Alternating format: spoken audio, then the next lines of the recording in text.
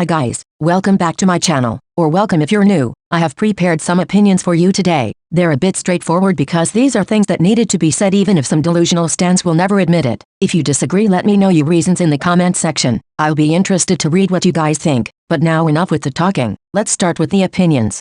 A lot of stans move very weirdly when it comes to minors debuting. We all know that minors debuting is such a sensitive topic, but some people lose their minds when they see someone young debuting and start literally saying how people should boycott them and stop them from debuting or things like that, which tells me you don't really give a fuck about their well-being like you claim. You claim you want to protect them, but you only give them a harder time. What if they saw every negative thing you say? A lot of you only post these kind of things online to get attention and to seem woke, but you don't really care about them. You only get triggered when you see how young they are, but then you're nowhere to be found when these idols get straight up bullied by people dragging them for their age, as if their age was something they could help. You're nowhere to be found when it comes to protecting them. So it's pretty fucking hypocritical of you to fake concern over their young age if then you don't actually give a single fuck about them. I also get worried for them when I see how young they are, but since they are gonna debut anyway, I just accept it. I accept it because I try to put myself in their shoes. If I debuted as a minor and saw everyone turning their back on me and saying they don't want to support me, I would feel like shit. These idols trained so hard and sacrificed a lot of things, so the least we can do is support them as much as we can, appreciating their talents and giving them recognition for it. And as their fans, we also have the responsibility of protecting them from toxic people that only have bad intentions. So in conclusion, what I'm trying to say is that minors will always be debuting. Whether you like it or not, you can decide if you want to support them or not. That's up to you. And for the reasons I stated above, I chose to support these people and protect them the best way I can. But it just pisses me off so much how some people are really just faking their concern for clout.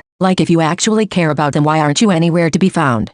I think Stacy, Yoon and Jiyoon have a better flow than Jae and Sumin. Some of you might be like, what the fuck are you saying? Considering Jae and Sumin are literally the main rappers, while Yoon and Jiyoon are mostly known for their great vocals. But we've heard both Yoon and Jiyoon rapping in some Stacy B-sides and also in their Blackpink cover at KCON, and I think their flow is better than Jae and Sumin. With that, I'm not saying that Jae and Sumin aren't good, but I just personally prefer Yoon and Jiyoon's rapping styles. I know that Stacy doesn't necessarily have strong rappers, but still, I found myself enjoying all of their raps. But I definitely enjoyed Yoon and Jiyoon's raps much more than Jae and Sumin's.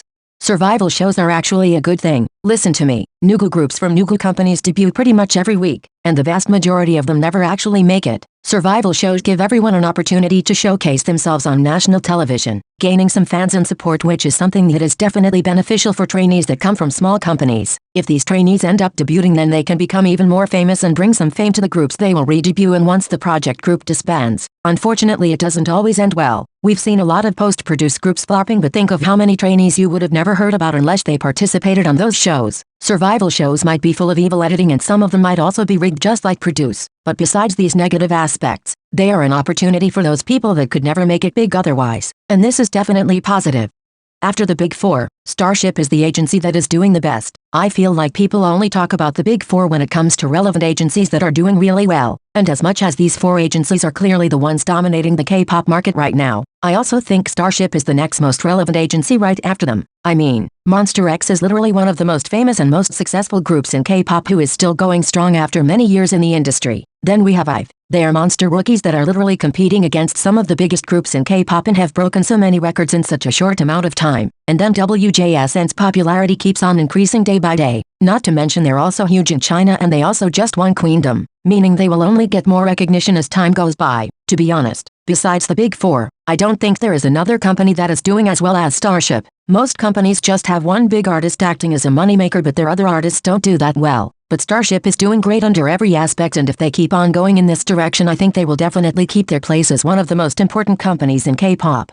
Views, charts, sales and wins definitely matter. Saying they don't matter at all is the most delusional thing you could think as a K-pop stan. Idols sacrifice their lives for their job. Don't you think they would want to see their efforts pay off and their work being recognized? Don't you think idols feel sad when they see their songs being out of every chart? Don't you think they feel sad in seeing their sales and views being low? Don't you think they feel sad seeing other artists winning on music show wins but they never manage to do it? I'm not a crazy fan who's obsessed with views and charting or things like that, but it's stupid acting as if they didn't mean a thing. Maybe you don't care because it's not your job, but if you were an idol and your career and paycheck depended on those things, then I'm sure you would have a very different opinion. Voting and streaming are not requirements. You don't have to do it if you don't want to, but it's kind of delusional acting as if they didn't matter, because those are the things that make idols gain money and popularity and make them stay relevant.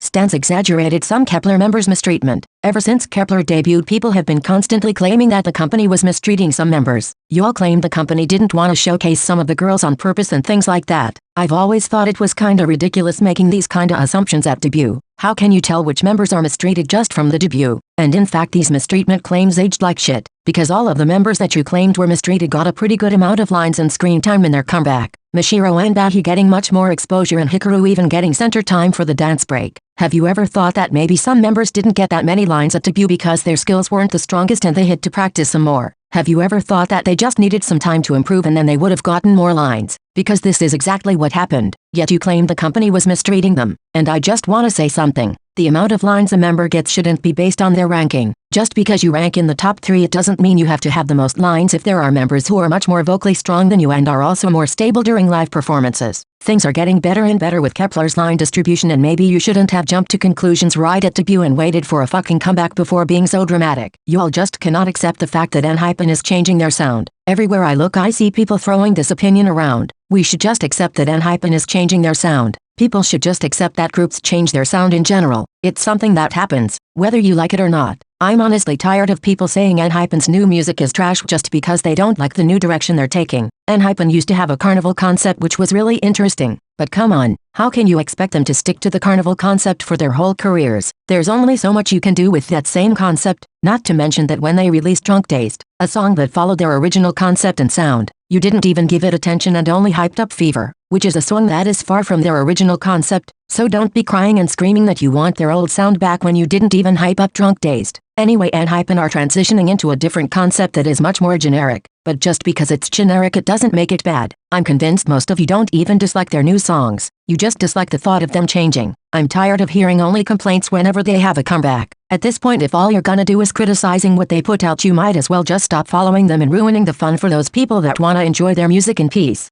Jaden Jung's new girl group Triple S is not a good idea. Jaden Jung is better known for working with Luna, creating their concept and universe. His most recent project is definitely ambitious as he's planning to debut a 24-membered girl group named Triple S. The members are already being introduced through the group's YouTube channel and I'm personally very excited. But another part of me can't help but also being quite worried. I think it's pretty obvious comparing this group with NCT, and we've all seen how big the line and screen time distribution disparity is. This is a problem even in smaller groups such as Luna with 12 members. I know that they're gonna work in subunits and they're also gonna do some solo stuff, so maybe everyone will get a chance to shine in terms of lines and screen time. But my main concern is that the girls have never met each other while training. They are only meeting each other now as they're being introduced as new members. I'm sorry, but things are gonna be so awkward. The latest members to join will have so little time to bond, while the first ones will already be pretty close. Some of them will literally be like strangers despite being in the same group because there's no way you can get close to other 23 people. But then again, it's not like they all have to be best friends. Anyway, this project seems definitely very ambitious and I get SM doing something like this with NCT. But SM is a big company, while Jaden Jung's new company isn't. I think he's kinda biting off more than he can chew. But I really hope things go well because I'm actually pretty interested in this group already.